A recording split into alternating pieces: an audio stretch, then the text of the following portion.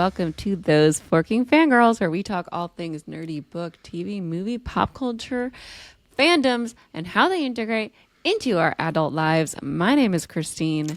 And I'm Natasha. And today we're taking an interesting approach to the idea of like 10 people you'd want to like meet and have dinner with. But this is like 10 people we'd really love to meet in our lives right now and why. And we actually, I think, have 7 each. So like approximately 10. And we're taking it like semi-serious, but not actually. Like a lot of it's kind of lighthearted. So just don't get too caught up in the weeds about it. Like we're not taking this uber seriously. It's for shits and fun and giggles. But if it happened, it would be grand. It would be. Yeah. I know. It's fun. It was fun to think about, like, wait, if I were actually to meet this person, how would that go down? Mm-hmm. And anyways, it was a fun little exercise. If you guys want to think about maybe the top 5 people that you'd want to meet and why, get your minds going. Yeah, get them going, write them down, manifest that shit. Exactly. This is a manifestation episode, but if you guys want to skip to our main discussion, you can always find the timestamp in the description. If not, we're going to go right into Snap Crackle Pop Culture News. Hells yes, we are. And to kick it off, we've got some Twilight Saga news that we missed last week. It dropped right after we recorded that. Yes. The entire Twilight Saga will be streaming on YouTube for free on a loop from September 7th to September 14th on the Twilight YouTube channel. Is that not insane? I feel like when this episode comes out, is it going to be done? Is the loop going to be done? What's the day? I feel like we won't. I don't know. Is it September 14th when this comes out? No. Okay, you guys will have the weekend to watch Twilight on a loop. Yeah, are you going to check it out on the Twilight YouTube channel? I saw Amy post about it on her stories, and she was like, they're fast forwarding through the credits of Breaking Dawn Part 2. This is blasphemy. I don't know. I mean, I think it would be fun to have Twilight on a loop. We did the vampire episode last week, and I was editing one of our like social media clips, and I like rewatched a bunch of the Twilight scenes, and I'm like, oh, but then I was like, I need to rewatch The Vampire Diaries. I need to watch True Blood and Twilight. But Twilight's a little easier to consume than the TV shows. Yeah. I started rewatching True Blood. I'm on episode 2. Oh my God.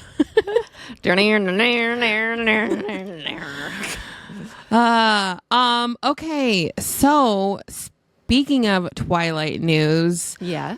Robert Pattinson. Rob what? What did he do? Nothing. He hasn't really done anything. This is kind of like old news, but I'm just bringing it back. But he's in a movie called Die My Love with Jennifer Lawrence. Okay. And it's been earning rave reviews at TIFF, which is the Toronto Film Festival. Yeah, the weird one, right? When they're like animals in the grass. Yes, the animals. And it's receiving Oscar buzz. Oh, shit. Yeah.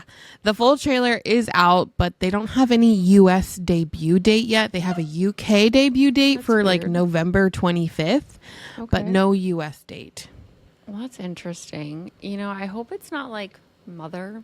Do you remember Mother? Dude, do I remember Mother? Mother was just like one big metaphor that never ended. It was like experimental filmmaking. The guy who did that movie, he has another film that's out right now in theaters, and everyone's like, if you saw Mother and you liked it, maybe you watch this one. I don't. Mother fucked me up. It didn't fuck me up. I was just like, I don't want to watch this really anymore. Yeah, it's not like bringing me joy or bringing me some sort of transcendent idea. I don't think Die My Love is going to bring us joy at all. I think maybe a little bit to like watch them interact. Meaning and feelings. It's about like postpartum disorder, I think. I know. So there could be, if their characters are strong, like an endearing storyline. But with hopefully, Mother, it was or they don't kill about being like a muse, and it's about the beginning of time. No, but it was also like about art and like it had a lot of different things going on, but it was not about the characters. No. And that's what makes a film. Yeah. Beat. I just hope that no one dies in this movie. even though the word die is in the title. We'll see. Oh gosh.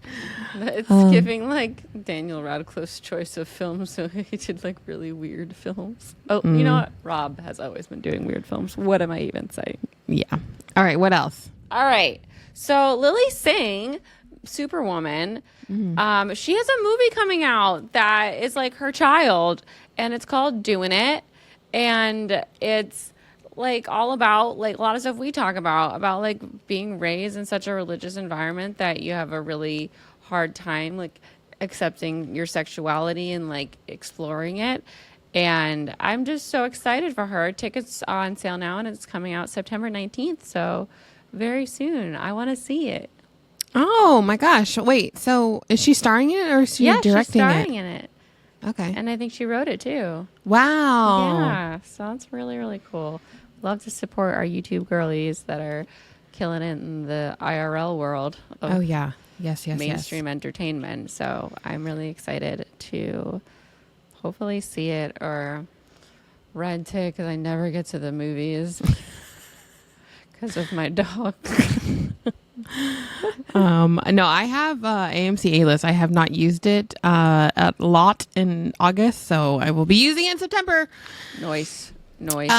Okay, guys, there was a headline that dropped and it like gave me a heart attack. It was just a picture of Jonathan Bailey. Doing and what? then it goes, Jonathan Bailey is taking a break from acting. Why? Yeah, so then I was like, wait, why are you taking a break from acting? Like your career's just like, this is everything you've ever wanted. Well, it's been like kind of exploding for a good chunk of years. Yes, that's true. But he says he's going to be taking the next year to focus on his charity Shameless Fund, which is a nonprofit LGBTQIA support group through the creative arts. So he's like he's like doing staffing and things like that, making sure all the processes are where they need to be. So he said like he said the end of the year. So I'm wondering if it's like just the rest of this year, but we probably aren't, you know how like movies happen and you don't really see him. So maybe we'll see the shift. I remember when Jennifer Lawrence did this and then she just continued to take the break because of COVID. So it was and like 5 years. And she had a child. So it was like 5 years before we saw her again. Yeah. I mean, but maybe for his mental health and doing the charity work is probably really fulfilling and for sure. Yeah. All right. Well, we've seen a lot of them, and I'm sure he's recorded some stuff we haven't seen yet still. I'm sure. So. Yeah. Well, he's in Bridgerton season 4. Yeah. So.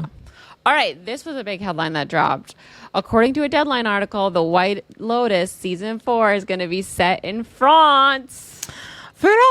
So that's exciting. I like that. I do too, because it's been, what was it? Well, we had Italy, we had Hawaii. No, I think it was Hawaii the first season. Hawaii, Italy, Sicily, I think it was in, and then Thailand, and then France. France feels fun. It feels like it's a really judgy vibe, which is fun for the White Lotus.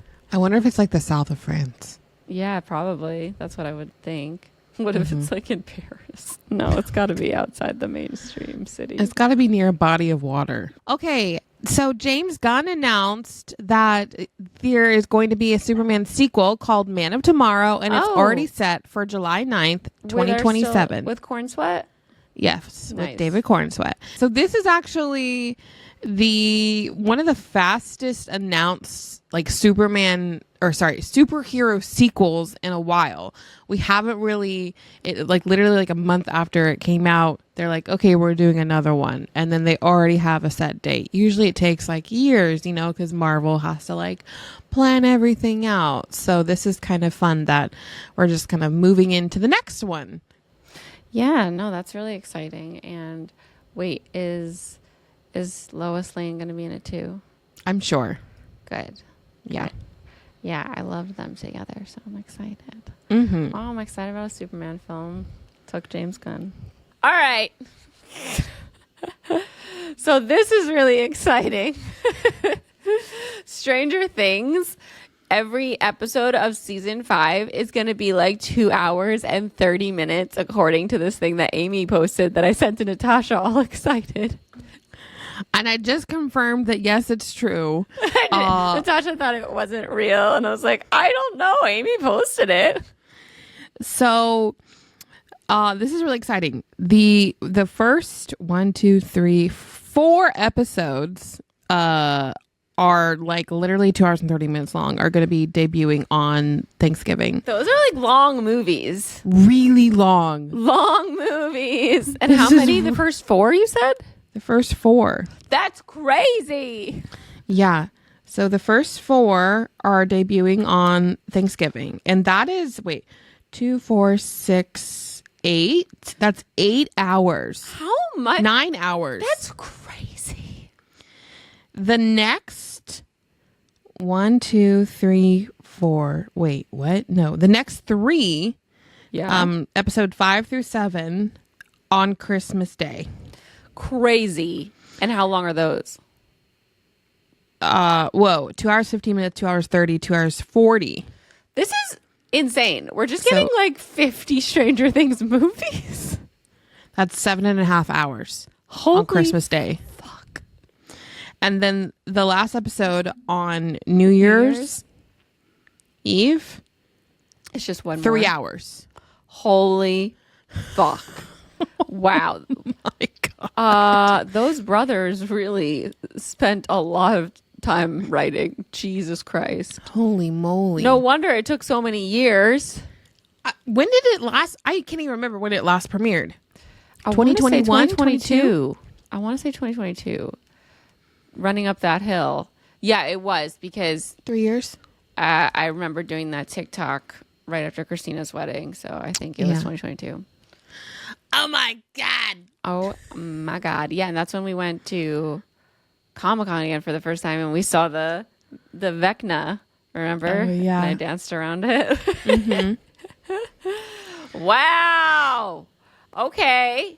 We thought that they were giving us 1 episode every volume. Like, this is a lot. I'm so excited. They really wanted us to have all of it, all of the content. It's like 2 seasons in one, because that's like an 8-hour chunk, another 8-hour chunk, and then a 3-hour chunk. They were like, let's make 8 movies.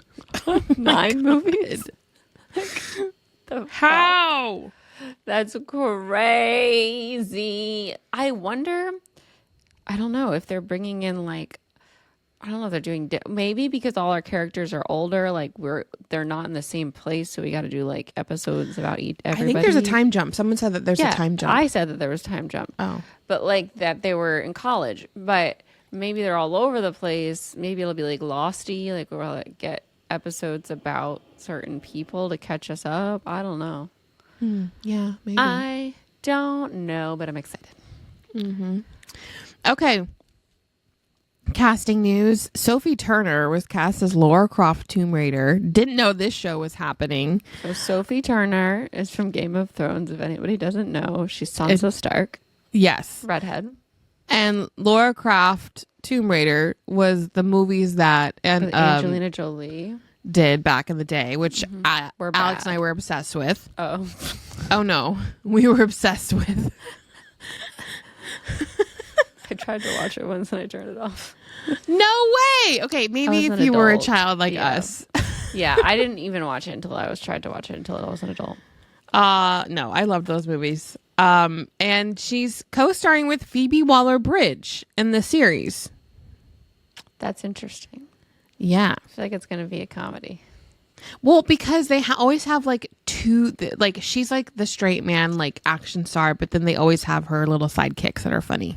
Yeah, but do you know how Killing Eve was funny? It might be like that, like dark comedy sort of a thing. Mm-hmm. We'll see. But excited to see Phoebe Waller-Bridge in something. It's been a while. She's taken a break. Like, I know. I haven't seen her in a hot second. Well, I saw her in Indiana Jones, but that was like 2023. Yeah, and she filmed that before, so it's been a while. All right. I've got some news, not news. You guys have heard me talk about this, but if you haven't heard me talk about this, I'm going to be at Toledo Romance Con. It's a 1-day free romance con that's being thrown by the Toledo Library. Christina Lauren is headlining. I'm going to be there doing a panel and having a table, and I'm going to have arcs of Tafafa. So if you come, you can get an arc. I'm happy to sign any books. I think they also have a bookseller there that will be selling my other books if you're interested in all the authors that are there's books, if you don't have them yet. And yeah, it's going to be a fun time. I am getting nervous because I have to order all the shit for it and find a way to get it there on time. Oh, God. When is it? In end of It's October? November 8th. November. Okay. Yeah, and I have to coordinate flights with my mother. So we got to get on it because it's coming now. It's coming up. And if you don't know, I have a new book called 30, Flirty, and Forever Alone out January 1st, 2026 now. It was pushed from 11/11, which would have been crazy now because we'd be getting so close. We have an extra month and a half before it comes out now. And I'm so excited. This book is my adult rom-com debut, and I had the absolute best time writing it. It's so fun. When I was writing it, it was giving the vibes that I was getting when I was writing Again But Better the first time. It just flowed out of me because the protagonist was 29 going on 30, and that's so much closer to my age. And I felt the same way when I was writing Again But Better because I was 25 and the protagonist was 20, and I had just processed and gone through that age. So super fun. It's about a girlie who wanted to find her person by the time she was 30, and she has 2 weddings back to back on the weekend of her 30th birthday, and she checks the +1 box on the invitation, and then she goes really hard on the dating apps for 6 months. 6 months. And comes up empty-handed, and she is livid about it.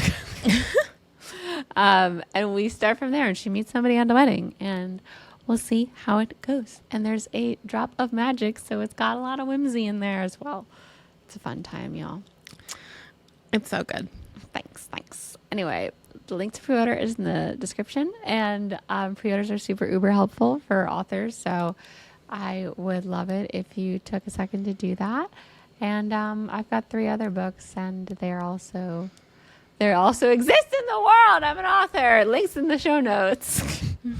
Thank you guys for supporting my author career. I really appreciate it. All right. I have my sewing classes. If you guys want to take those, the first one, which I filmed back in June, is up on the site. If you're a beginner and you've never sewed before, you've never even opened up your sewing machine, that is a class for you. We learn how to thread the machine, and we make a drawstring skirt. So that is immediately available. We have my next sewing class, which is the sewing class for beginners, but for 102, we're going to make a top that's on September. You know what? We're probably going to have to change that date because not a lot of people have bought that one. So I'm not going to say the date yet. And then we have the corsetry class. The corsetry class is at the end of the month. If you want to learn my tips and tricks on how to make corsets for yourself. Nice. All on my website, natashapolis.com. Very exciting. All right. And the last thing I have on the news today is Hilary Duff is returning to music, ? She just signed a new record deal with Atlantic Records, which is kind of huge because Hilary Duff used to be putting out music all the time back in the day, and she's taken a big break. And I don't know, I'm excited.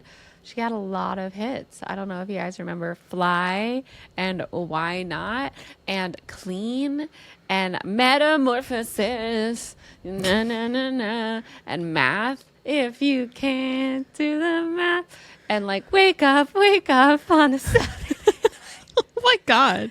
It's clear that I was Let the rain fall down and wipe my tears. Let it wash away. Oh my God, what about So Yesterday? Oh, yesterday. I'm just a girl and already run away. You know who's heard the music? Who? Oh, Kayla? Yeah. No! Uh-huh. Our friend Kayla does Taylor Swift. I mean, not Taylor Swift, Hilary Duff's hair. I can't believe I just said Taylor Swift. Yeah. Or my friend Kayla does Hillary's hair. And so I've known about this for a while now, I think. Because she played the whole album for her already. It's crazy. Yeah. So exciting! Very exciting. All right. I think we're going to move on into what right now.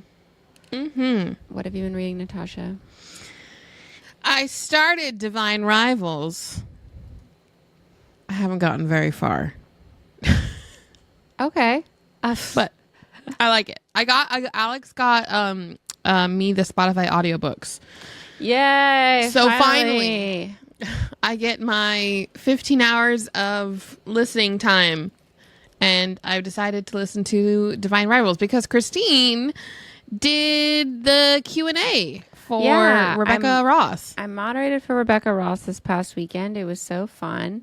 And I read almost 3 books this week. I read Divine Rivals, which was so good. I fell in love with Roman and Iris, and if you've got mail girly, like, this is your vibe. You're going to really enjoy Divine Rivals because that's the trope we've got going on, and I fucking love that trope. They write letters to each other across these magical typewriters, and at first she doesn't realize that her letters are going to him. Mm-hmm. And they live in like a fantasy world that's kind of grounded in our world, but there are gods that are also present, and there's magic that exists. But she has this typewriter. She works for a newspaper, and she will write letters to her brother who has gone away to war, because the war is literally because these 2 gods are fighting, and they make the mortals fight for them. They will draft them into the war. And her brother goes to fight for the better half, the goddess that is just trying to, that kind of started out as the victim of this situation between the gods. That's a long story. Anyway, she's writing letters to him, and then her nemesis at work is getting the letters. And at first he's like, what are these? And then he writes back to the person on his typewriter, and he's like, your letters are not going to your brother. This is not him. And she ends up like kind of just spilling her heart to this person that she thinks is a stranger, but she signed it with her name, so he knows it's her. So it's very like Tom Hanks and Meg Ryan. Mm-hmm. But like in this world where we don't have the same type of technology, like there's no phones and stuff. So like letters are how people communicate, and they use typewriters, not computers. And it's really, really good. And I loved their romance so much. Mm-hmm. Anyway, and then I read Ruthless Vows, which is the second half of the duology. And I was really scared to finish Divine Rivals because I was like, why is the next one called Ruthless Vows? And I was just scared that like there was going to be like they were separated at the beginning of the second one. But good news, they're not separated for long, because that's going to happen. I knew it was going to happen because that's just what happens with duologies. But like, don't be scared. It's good. It's great. And then Wild Reverence is her new book, and that one takes place in the same world, but 600 years earlier. And so when you read Divine Rivals, you'll find out really quickly that there's only 2 gods left alive, like their dying breed. And in Wild Reverence, there are tons of gods. Like there's gods that live in the sky and gods that live like in the underworld. And so in those 600 years, they're all fucking killed off. So anyway, Wild Reverence, we follow this goddess who is named Matilda, and she's like a low-level goddess. She's the herald, so she delivers messages, and she ends up falling in love with a mortal, which is like, you don't fall in love with mortals. That fuckery, like they die. Like, gods kind of look at mortals as their playthings, if you've ever, delved into any mythology. And so it's very frowned upon. But she starts just appearing in his dreams, and they start like falling in love before they even met. And then there's a time jump, and they meet in person when they're both adults. Oh. So, yeah, fun times, guys. And her writing is so beautiful and lyrical in different ways, and like just it's really pretty. It's so graceful. But it's not missing like the heart of the characters that sometimes you get with really graceful writing, like where it's just very vibes. It's everything. You get the full package. Really great characters, beautiful fucking writing, and like the metaphors are so like they're so in tune with this world. Like I would never think she's like I was anxious like piece of gold that had been hammered too thin and held over a fire, and I was like, whoa. Whoa.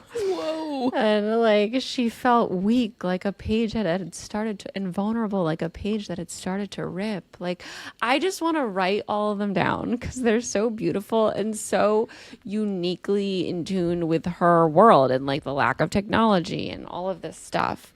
And just some things that I'm like, I would never, how did you get into this mindset? She herself is a very elegant woman. Yes, she is. She's just, her hair is so beautiful. Good God. I was like, She's so please let me do your poised. hair. Yes. But she was also so funny and like easy to talk to. So it was great. Meadow says, oh my God, the millennials are winning if Hilary is coming back. I know, sorry, I missed your comment from earlier. Anyway, I'm almost done with Wild Reverence. I think I just passed the 60% mark. Shit has gotten really real. And it's a big book. All right, TV, what have you been watching this week? I started the second season of My Life with the Walter Boys. And if you guys didn't know, this is on Netflix, and I think it was on Wattpad back in the day. I read the book. And to me, this show is giving like budget, the summer I turned pretty. Like that's what runs through my mind. It's definitely like Netflix's version of like trying to compete with The Summer I Turned Pretty. But it's still really fun, and I love a good, like, high school, angsty. Em said Timu, The Summer I Turned Pretty. Yeah. Yeah, it's like I love a good, like, high school little drama. And I just learned, someone investigated this, but the main actress in the show is also a producer on the show, and we all thought that she was 22 years old. Oh, but she's 32. She's 31 years old. Yeah. Or 33, I think, something like that. Yeah, I saw that. Oh my God. Well, why did you think she was 22? Because that's what everyone thought she was. She was 22 years old when the first season came out. Where was it written? You know what I mean? Did she say it? On Google, she was 22 years old. She hid her age publicly. But like, why did people originally think that? Like, where did Google get it? You know what I mean? I don't know. Okay. But apparently that's what everyone thought. So I don't know.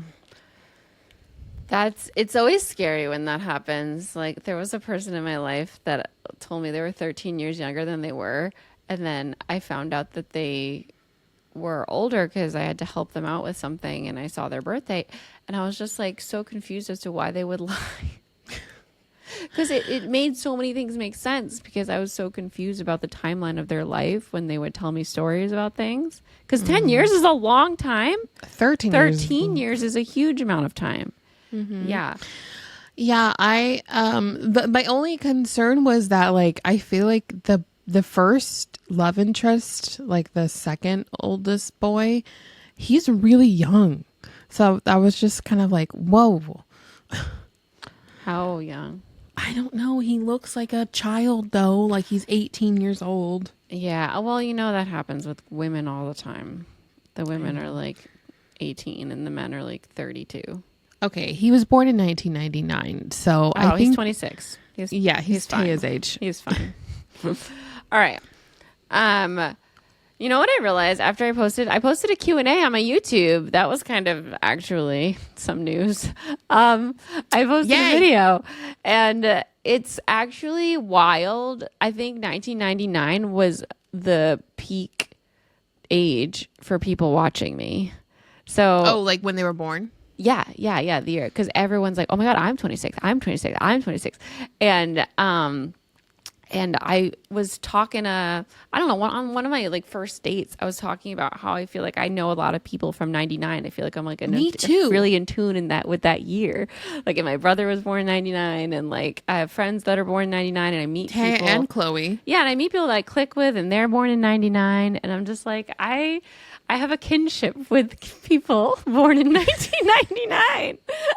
But yeah, so that was really interesting, and it's a cool year. The year 1999 is cool to say you were born in. Yeah. Right before 2000. Right before the turn of the century.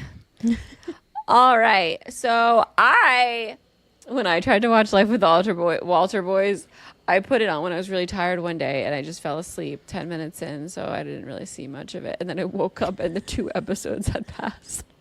I hate when that happens. I know, and I was like, oh no.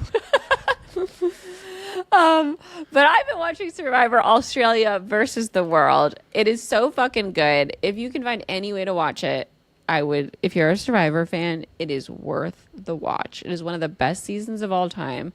The finale aired this past Sunday, and I went to a Survivor watch party. I'm going to talk about it more on Tea Time, but it was the coolest experience. And if you are a Survivor fan, you know Parvati was on this season, Suri was on this season, and Tony was on this season, and the best players from all over the world were also on this season, and it was so fucking good. So highly recommend finding a way. Like, I was finding links on YouTube, but the thing is, like, they would get taken down within a week, so you had to stay on top of it.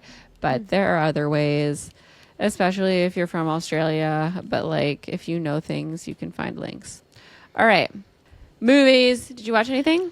We saw Downton Abbey. Have we really not talked about seeing Downton Abbey? No. Oh my god, we saw Downton Abbey, the grand finale. It was really sweet. It was really sweet. If you're a Downton fan, you're gonna enjoy it. Yeah. What? Just you and I at the end of that movie. Oh yeah, we were not okay. I was just like in tears. People were like, "Oh whoa." I had one of those like yeah. I was already crying in the last like 5 minutes. Like, oh god, were a gut punch, and we were just like, I did not bring tissues to that movie. No, and the lights went on in the we looked at each other and we're like, and then we did a recording after. They were recording reactions because it was an early screening and for promotional purposes. And I was like, they were like, you guys should talk in front of the camera. And I was like, how's my makeup? I didn't realize my whole hair, I had a headscarf on. The whole thing was like loose and falling off. It looks stupid. Yeah, and now they're using that as an ad. Yeah. We're the at first the ones. Start of the ad. We're like, we saw Downton Abbey, the grand finale. And also, if you look at the ad, like when they show the audience, they're showing someone else. But if you look in the background, me and Natasha both have our phones just blocking our faces right behind them. What a time. Oh boy. Okay, what movies have you been watching, Christine? Well, I watched the Thursday Murder Club. It was cute. It's giving me the same vibe. It's with like all these big actors, like Pierce Brosnan's in it. It's on Netflix, yeah. And I had seen the book around. Like, I had debated reading the audiobook a couple of times because I saw it was on Spotify. But it was really cute. It gives the same vibe as It gives the same vibe as Only Murders in the Building. A little less funny, but it was cute. And then I watched The Map That Leads to You with the guy from Riverdale. The guy from Riverdale looks so different, KJ Apa. Yeah. And I enjoyed it. I love a love story that takes place like during a trip to Europe. Mm-hmm. But it was very niche. Definitely like not like rom-com, because it wasn't a rom-com. It had com elements, but it was a rom-com dram. Like, it was more of a rom. Oh, okay. Like, there's some drama going on, but I liked the themes, and I really enjoyed, like, they had great chemistry together, but there was definitely some drama and I was like, oh, is this not gonna have a happy ending? I don't know. Like that was when I was watching it. Jurassic Park Rebirth I also watched, which was fun. It gave like Jaws meets like a Jurassic Park movie in 2025, you know, like it was kind of silly. But I enjoyed myself. I had a good time.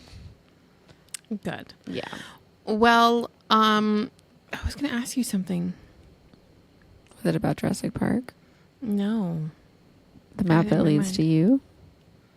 Oh! What is this? What's the main guy's name again? KJ Apa. Yeah. Okay.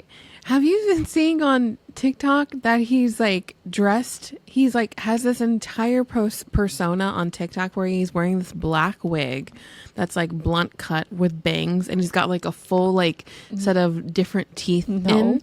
And people are like, this guy looks so much like KJ Apa. And he is KJ Apa? He is, but it's like you don't know it is because he definitely looks different because he's got the different teeth. Yeah. It's Mr. Liv says, oh my God, I am deep in the Mr. Fantasy lore. And he's like going around all these like LA and different cities and these little like weird skits that he's doing. But I don't care. I mean, it's funny. I love that people are still like, wait, is this actually KJ Apa? Yes. It's crazy how much better he looks without that red hair. Like that flaming red hair really like threw me for a loop in the show. I'm just telling you right now, it doesn't go with his complexion. Yeah, well, he had to dye his hair the whole time, but he doesn't look good as this Mr. Fantasy guy either. You know, he looks good with his like scruffy dark hair in this movie. Like he looks like a different person to me. The red hair also always looked fake on him because his complexion didn't match. Like it just looked weird. They just did it for the show, but Anyway, all right. I think that's going to wrap up our beginning segments here. We are going to move on into our main discussion, but first we're going to take a second to thank everybody out here listening. Thank you so much for being a part of our podcast, fam. We really, really appreciate you. And if you're not already, we'd love it if you follow the podcast in your favorite listening app for free. You just have to click the follow button and then you'll never miss a show. Really helps us out because it delivers it to everybody. And on YouTube, where we also have the show every single week. We have a visual version if you'd rather watch than listen. Hello. YouTube.com/@those4kingfangirls. You can hit the subscribe button there for free too. People get scared when they hear the subscribe like word nowadays because everything's a fucking paid subscription. But this is not. YouTube is the OG. Please subscribe for free. It's free. Just click the button. It just means you're following the show. And also, we have a Patreon. So this is the reason why we can do the show. We have a Patreon. This show is supported by viewers and listeners like you. And we are so thankful for y'all. We love our Patreon community. And we've got really fun perks over there. At the first level, Team Jacob, you get the show ad-free. You get to come to our recordings and be a part of the chat. And you get Fangirl Tea Time, which is a half an hour extra show that is attached to every single episode once you join the Patreon. And we talk about story times from stuff going on in our lives and deeper areas of the topic that we discussed in the show sometimes. It's really, really fun. We'd love to have you over there. The link to join is patreon.com/those4kingfangirls, and it's also in the show notes. And like when you join, you get all of the episodes from 120 on the bottom tier. But if you want the full archive, we have our top tier, Team Polis Bananas. And if you become a Team Polis Bananas member, you have access to all of the 134 episodes with Fangirl Tea Time attached. So a lot of fun shit over there. Oh, yeah. All right. Now, if you're Patreon, we're moving right on in. If not, we will be back with our main discussion right after these messages. And we're back. All right, everybody. So we're trying to do this exercise where we like manifest fun things happening in our lives. And again, it's like we're not taking this very seriously. It's like a fun exercise. But we both put down 7 people that we would love to meet in our real lives, like right now, like in this point in our lives. And I think it's also it's an interesting kind of just snapshot of like where you are in your life, like who you want to meet right now, and why. So do you want to start us off with one of your people? Yes. Okay. So, and people in the chat, people are here. Yeah. Hit us with yours throughout. Yeah, please. The discussion. During my graduation party, I was like, who would be the 2 actors that I would want to either do their hair, makeup for, or groom? Groom? That's a male groomer. That's like the correct term. Just sounds like the wrong word for this part of life. But I know it's called like oh, who's your groomer? Ooh, I don't like it. I know. This day and age, it needs to be changed. So I've being someone's hair and makeup like artist, you are with them for a long period of time, up close and personal, to their face, touching them, all of that. Like, ideally, I would love to do this. I would love for someone like an actress, celebrity, maybe one of my friends one day if they get really famous, but like they pay you a salary and then you work for them. And I just find that like so fun because then you get to know them, you get to be friends with them. There's so many like hair and makeup artists. Become like in tune with their style and how you can help them make it better. Exactly. Yeah. And it's just like a really cool relationship that you get to build and help someone along in their career.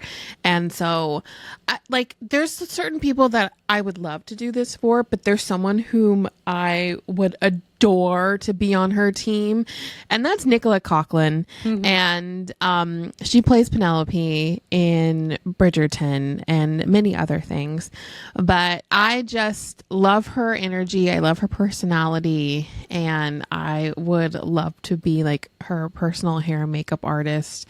So if we were to meet, this is hard though. It's like I've met her once, but we were on a carpet. So like, are we building like scenarios on how we would meet them? Or yeah, I mean, like you probably want to like go to lunch, right? Yeah, exactly. Go to lunch, talk about everything, and like maybe it's like an interview type of process where we like get to know each other. But yeah, I mean, I feel like she would be so fun to work for, and like she seems so sweet. A sweet person. Yeah, there's a lot of people that like I'm like, oh, I'd never do that for, but she's definitely the number one. Cool. What about you? Well, I think everyone knows probably that the first person on my list is Taylor Swift. And I would love to meet Taylor Swift in absolutely any capacity, but for the purposes of this exercise, I was like, I would love to be like, Taylor Swift, this is a book that I feel like captures, I don't know, some of the themes of like the things that she puts out in the world with her music, like Fearless. And I'd be like, this is again but better. She's a huge fan of Taylor Swift. And we should work together. Like, you should direct it and make the music and star in it if you want to. You can play 20. Let's make this together.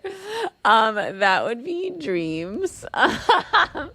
Or if Taylor Swift just like happened to read Again But Better and was like, I want to make this. I want to make my version of this. And I'd be like, do whatever you want. Do whatever you want. Just let me come watch.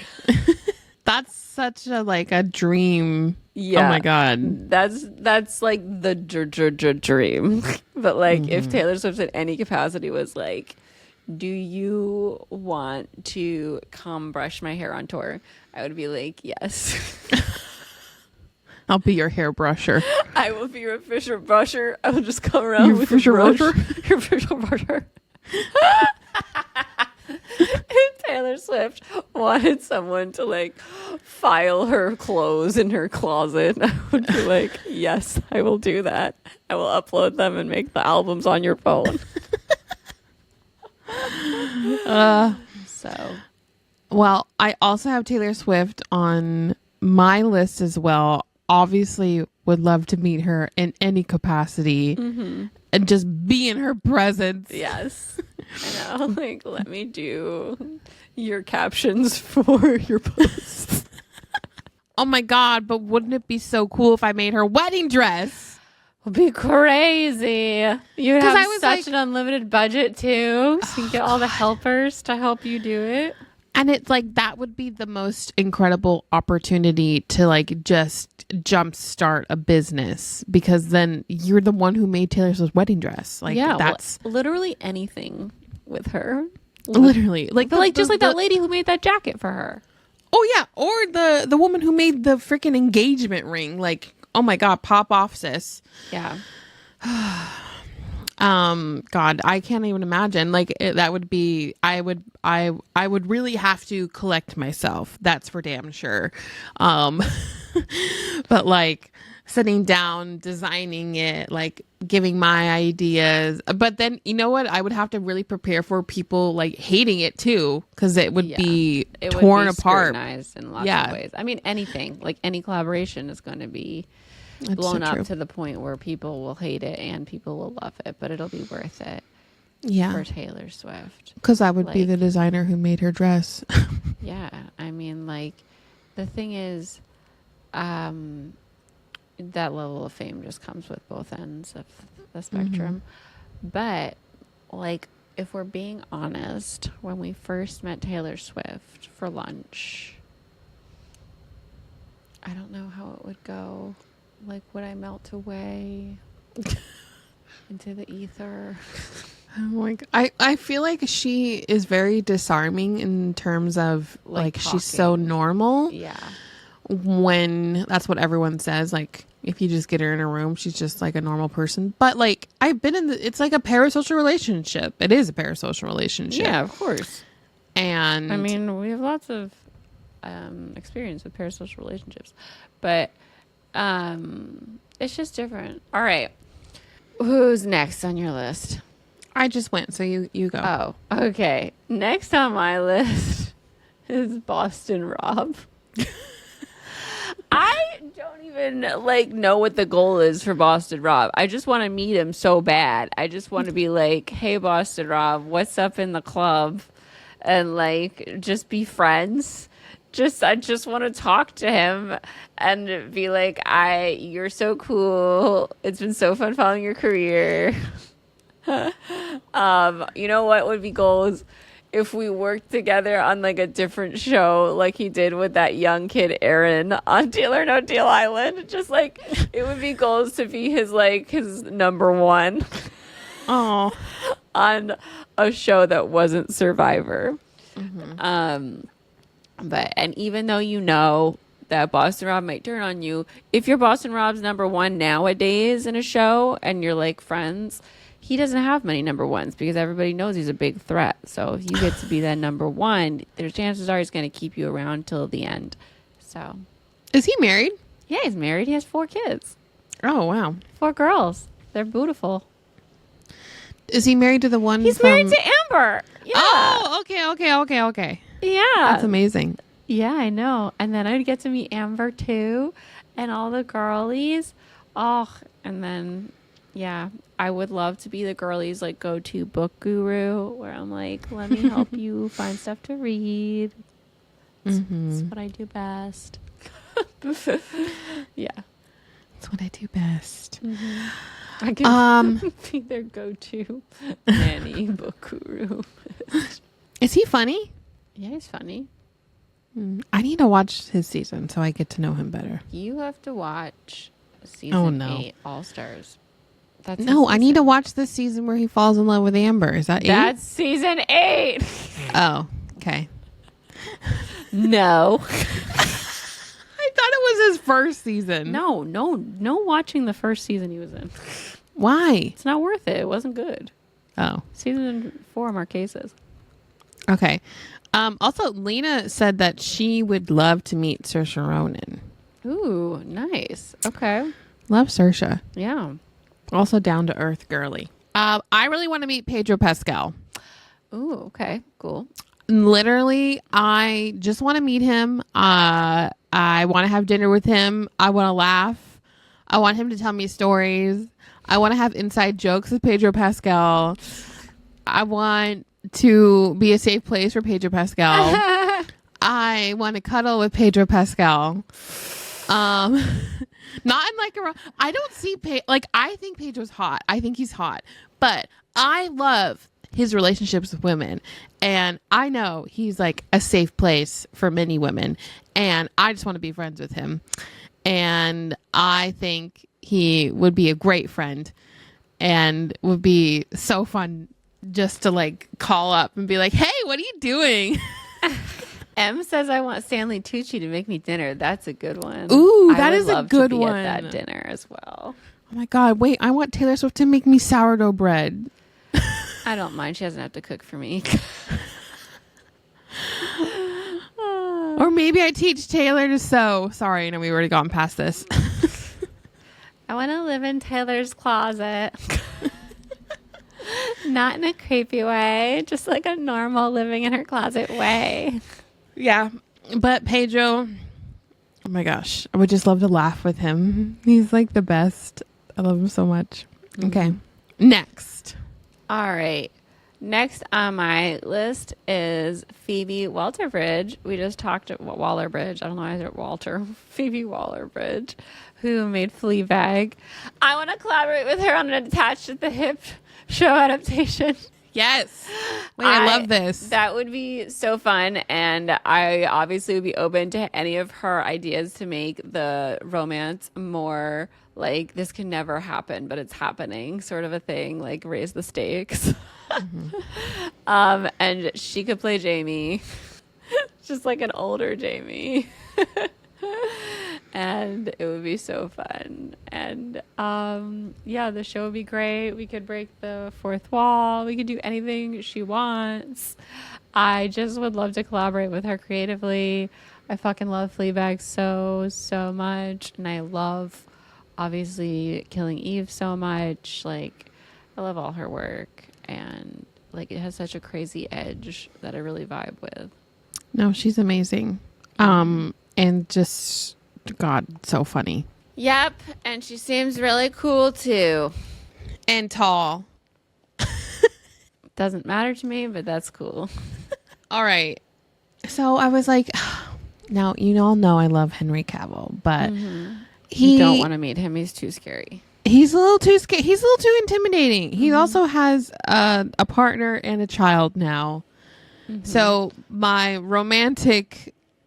Coming up with romantic interests for this exercise was hard because I'm like, everyone's married or engaged or girlfriended, and I don't want to intrude on that. I'm like, who the fuck is single? There are rare celebrities out there that are bachelors. And I had to go through a list, and then I had to double, triple check. Okay. So I don't know. I have two for like a romantic interest. One is Andrew Garfield, because I think he's dating someone though. Like, I think it's new. Like, he's dating someone new. But Andrew and I are both in the Dead Parents Club. So we have that in common. Okay. 2, I think he's funny. 2, I think he's very sentimental and like likes to get to the deep root of things, and I love that. I love like digging deep. So we would meet, we would go to dinner and just talk about life and see if anything sparks. But he's also good at like the jokey joke back and back, which I'm not banter. I'm not good at banter.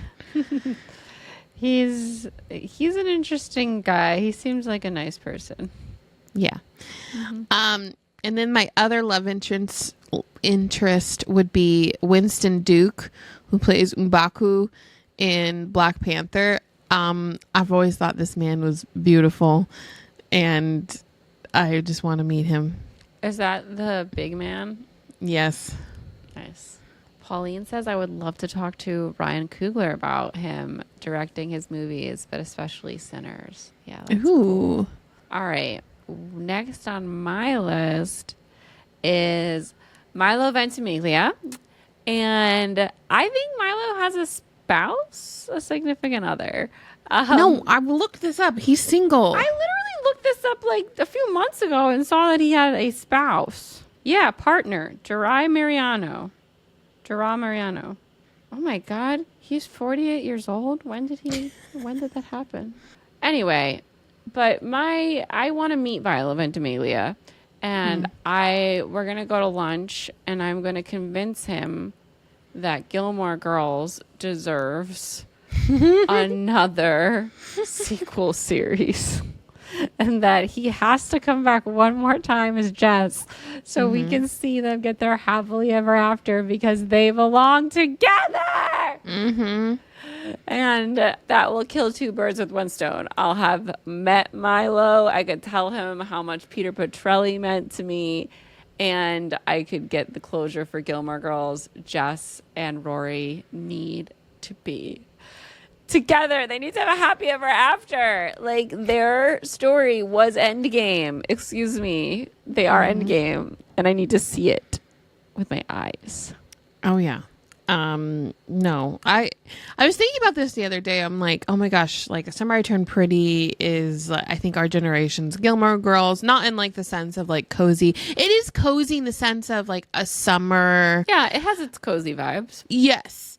And I was like, but we're going to get, hopefully, we're going to get a satisfying ending to that. But we never freaking got a satisfying ending to Gilmore Girls. I mean, the second ending, yeah. I just want everyone to have their tied up with a bow happy ever after. Yeah. And how can you not include Jess? Mm-hmm. 'Twas meant to be. Like, Jess was such a great character that didn't get a full arc on the show. Like, we saw the pieces that he had gotten to the end of an arc, but like, we need to find love with him and Rory now. He loved her and he didn't know how to love her. Now he does. All right, who's next for you? Okay. Who is next would be Amelia Clark. Ooh, she seems so sweet. Okay, exactly. She is like I can't. I was starting to think of like, who do I love watching in interviews, and like she is just so vivacious, and she's just like the sweetest, cutest little like ball of fun, and I would love to like go to Disneyland with her or something, and just like spend a whole day just like in a joy-filled ball with her, because I just feel like she's the sweetest person to ever exist. Nice. And ask her all about Game of Thrones, ask her thoughts on the ending, and but I feel like I would love to be friends with her in that sense. But if we just have our Disneyland date, then that's okay. yeah, that'd be fun. Metal said, I want to meet both Rachel Bloom and Weird Al together, and I'd have a front row seat to them writing the funniest song in existence. That's fantastic. Oh Great my gosh. ideas. That's a wonderful idea. Oh my God. You know what? I want to just really quickly add somebody to my list because I'm going to say her right now. I want to meet Britney Spears and talk to her. Like, I want to have a real chat and just see what the fuck's going on. You know what I mean? Like, because we get such a weird, skewed view of her through her Instagram posts. And I just want to know what really happened and what's going on with her and like how she's doing and like how I can help. Like, I just like, I have all this care for her, and I worry whenever she posts. And I just want to be a friend. I feel like that woman needs some real friends in her life. helping her figure out like who she is now after all of this. So yeah, I would love to meet her. That's interesting. Yeah. Okay. Oh, I would also love to meet Shonda Rhimes. Ooh, that's a good one. Yeah. But for the main purpose to ask her to put me into Bridgerton. That's a waste of meeting Shonda. Has to do with the dresses. Oh, well, that too. But like, here's the thing. I love period She's drama give you so like much. a cameo and you'll be done. I just want to work on, fine. I work on the set and then I also want to be in the show. But like, I love period dramas so much. I love her period dramas because they are diverse. And if I can't have my own historical Regency romance, then I want to play in one, and I get to wear the pretty dresses. The people get to do my hair and makeup. I can use a regular, normal, modern bathroom. There's air conditioning. I get to be in like the houses and the castles that they use. No, I'm not even gonna ask. I'm just gonna be like, write me a season.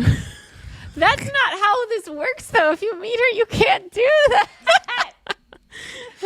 Okay, fine.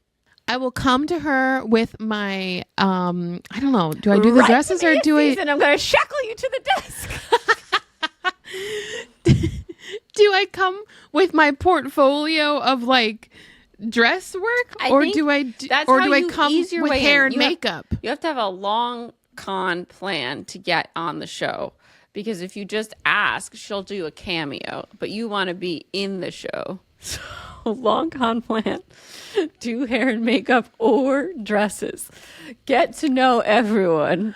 I feel like the hair and makeup, like if I was in the wigs department, oh my God, that would be so much fun. Or wigs. Then ease your way into like, I could play this character. long con. God. I would just love to have a cameo role though. Bridgerton.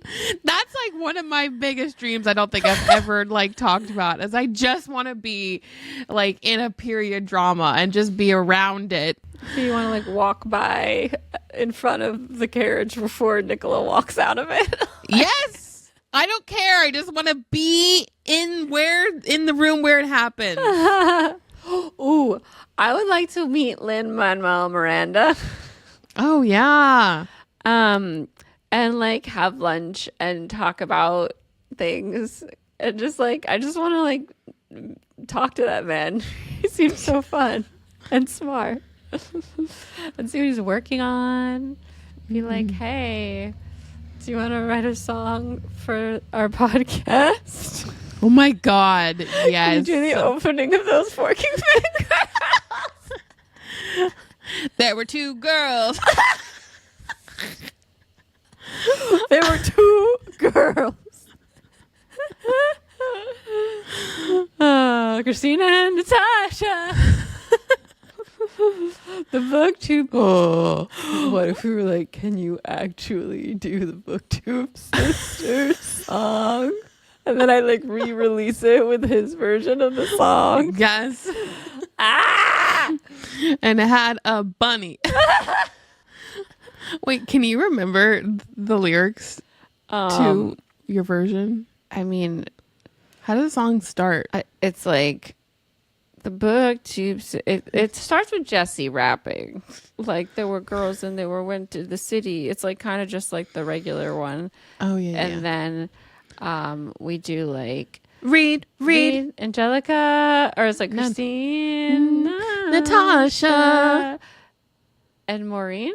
And was Maureen the third? Yeah, I think she was. Yeah. And Maureen and Cass and this and that and and it was like, we don't have the same dads. I can't remember the lyrics. I did this in 2016.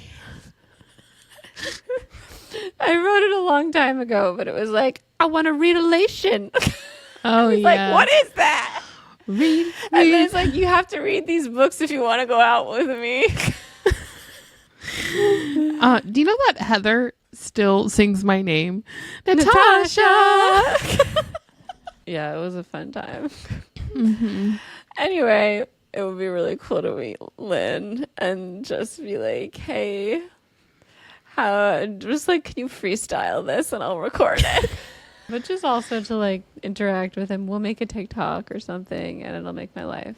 Well, my last person is Gillian Anderson, who plays Scully from X-Files, and of course so many other iconic roles. I really wanted to put like an older woman on my list just because I love wisdom, and she's had such a prolific career, and she's so like free and open, and I don't know, I just think she's like just really cool. So would love to have dinner with her and just pick her mind on her life and her career and all of that. Nice. Yeah, she seems like such a cool person. Yes. On that same note, like I really want to meet Lisa Kudrow. That's like that. Just talking to her, I feel like thinking of talking to her makes me want to cry. Like Phoebe Buffay had such a big impact on me, and like she made me laugh so much growing up in the darkest times. Like I would always turn on Friends, and Phoebe and Chandler would like make me laugh. And I think she's just a comedic genius with like the way that she moves physically in her everything she does, and she just seems like such a sweet person. Like I would love for her to be like a mentor and just like talk to her and pick her brain about like life and working in this industry and like get all the wisdoms, because I love her so much. And just like hearing her on Armchair Expert just endeared me to her further, and hearing her talk about what she remembers from Friends and stuff. So yeah, I love Lisa Kudrow so much. She seems like a cool girl. She does. Kenny said went and found the BookTube Sisters video. I will be rewatching after. Like, it's so hard for me to rewatch that video, but I did this past year. Like, but for the longest time, I didn't, because I hate how my voice sounds, and I really wish that I got like someone else to pretend to like be singing it so I could lip sync. I was like, I mean, I think it's a snapshot, and I'm glad you did it. I know, I'm glad I did it. I just wish someone else sang for me so it would like sound stronger. Yeah, but I'm glad you sang. I just wish I could watch it better, because I'm like, when I don't pay attention to the singing, I'm like really proud of it, because I did spend a lot of time like blocking out like every single shot and how I wanted to look, and I had to like wrangle a lot of people. And they all showed up, and we got all the shots and stuff, but yeah, I just like the music wasn't as good as it could be if there was actual like more singers on the line. Like Natasha was holding down the whole thing with her voice, and my voice is like Jenna, silly voice, and Jenna was doing like the under vibes, I feel like, more than the actual lead. too bad we didn't know Heather back then. I know. That would have been perfect. That would have been perfect. Would have been fucking perfect. Her and Cole. Yeah. Okay, I have one more.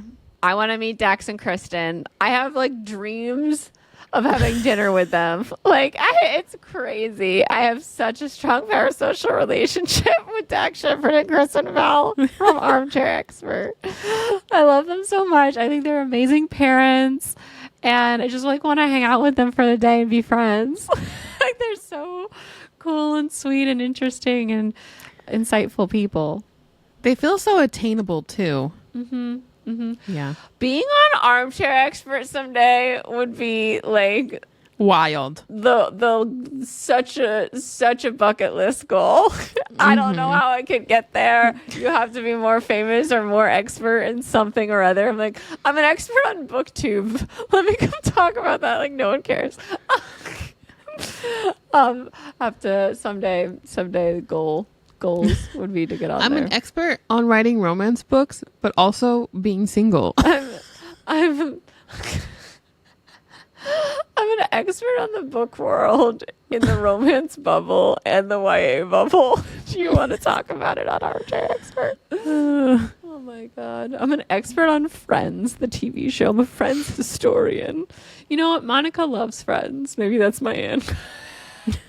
Oh my God. Anyway, I just think they're really cool people. And whenever someone says something derogatory about Kristen Bell, I'm there to be like, excuse me, you don't even know Kristen Bell.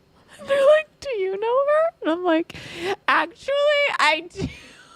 I've literally listened to them for so many hours. I'm like, yes, I have a personal connection to Kristen Bell through the podcast. All right. Well, that concludes our list. Does anyone else in the chat have anybody that you want to shout out here? Lena says, watching Bridgerton reminds me of the live action Cinderella era, and I thought no dress could ever outshine Lily James's ball gown until the Bridgerton team said, hold my corset. They outshined it so hard in so many ways, I feel like. I never remember Cinderella. Oh my God, I have a hot take because I don't think so. I think Cinderella's gown is so stunning and large and in charge. I feel like most people think that. I just wasn't wowed by it because I didn't like the movie, I guess. I personally, I don't like the Regency era of gowns. It's not my favorite silhouette. Yeah. I don't think it's my favorite either, but I just feel like I remember them more than I like her boring gown. Her gown is not boring. How dare you say that? Oh my God, it's stunning with all the layers and the petticoats and the different colors and her corset and then the big with the. It's pretty. I just don't I would want to wear it. Okay. I see where you could admire it. Caitlin says, I need Elizabeth Swann or 1870s gowns, and I agree. I love Elizabeth Swann's gowns so much. They're so beautiful. Yes. But I just I guess it's because we have the dressmaker and that's a whole side plot. And we have all these crazy colorful dresses from the girls, the Nicolas. Oh my God, what is their last name? The Featheringtons? The Feathertons, yeah. Yeah. I just remember all that fashion more because it's a part of the plot a lot of the time. Yeah. But Anya says that I'd love to hang out with Amy Poehler, and so would I. Oh my God. I would be on her podcast. To just talk to Amy Poehler over lunch. She seems like the coolest, nicest person, and I would love to be her friend so much. Yes. All right. We're going to roll on into Mary Kiss Cliff.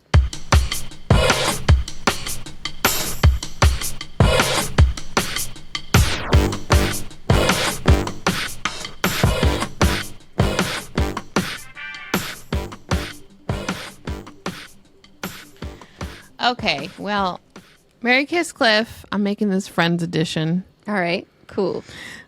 Monica, Rachel, or Phoebe? Who are you going to marry? Who are you going to kiss? Who are you going to cliff? Oh, let me think. I am going to kiss Phoebe, marry Monica, cliff Rachel. Oh, I'm really sorry, Rachel. Monica is going to be the nice yin to my yang there. I think Monica and I are way too similar. Yeah, probably for you. I just Monica is going to clean stuff and help me stay clean and also make really amazing food. I'm so Chandler-y. I think we'll fit. Mm-hmm. I think I'm going to kiss Rachel, marry Phoebe, and cliff Monica. Wow. Interesting choices. Mm-hmm. Yeah. But it tracks. It tracks. It tracks. It's a hard one, though, because I love all of them. I know. Me too. I know. All right, guys. Well, that is going to wrap up our show. We are off to record Fangirl Tea Time, and we got lots to talk about today. And our show is edited by Emma Burton, Vigard, Natasha Polis, Christine Riccio, and Alex Polis. Our music is by Cole Jenkins with vocals by Heather Traska.